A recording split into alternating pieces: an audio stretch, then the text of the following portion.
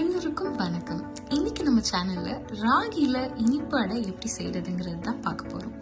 இதோட cooking time பாத்தீங்கன்னா வெறும் 4 நிமிஷம் தான்.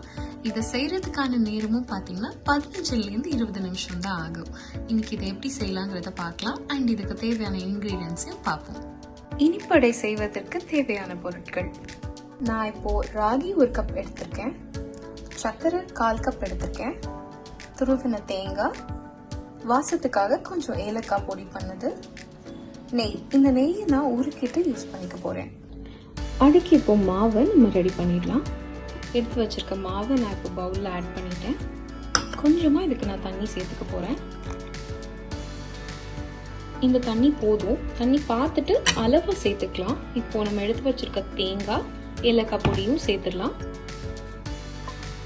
சர்க்கரையை கொஞ்சமாக சேர்த்துக்கோங்க. முதல்ல நல்லா கிளறினதுக்கப்புறம் மிச்சம் இருக்கிற சர்க்கரையை நம்ம பெசரிக்கலாம்.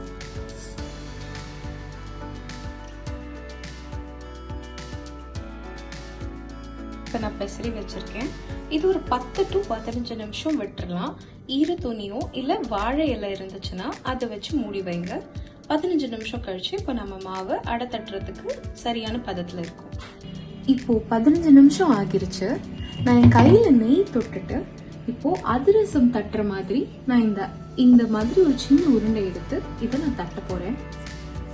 அடுப்பு மீடியம் ஃப்ளேம்ல வச்சிருக்கேன்.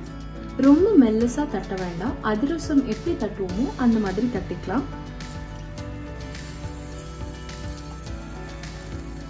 சின்ன சின்னதா இந்த மாதிரி 2 to 4 அட் அ டைம்ல நீங்க போட்டுக்கலாம்.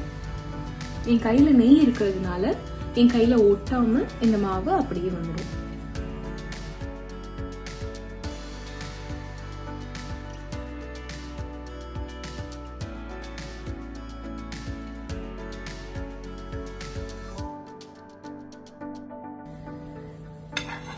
ஒரு நிமிஷம் ஆகிருச்சு.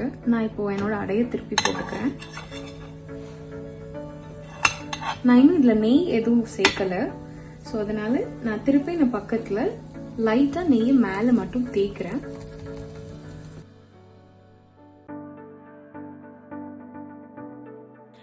ராகி இனிப்பு வடை இப்போ ரெடி ஆயிடுச்சு.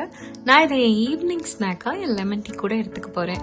நீங்க இந்த மாதிரி சிம்பிள் அண்ட் ஹெல்தியான ரெசிபிஸ் பார்க்கணும்னா please subscribe to our channel and please follow us on Instagram and Facebook as well. Thank you.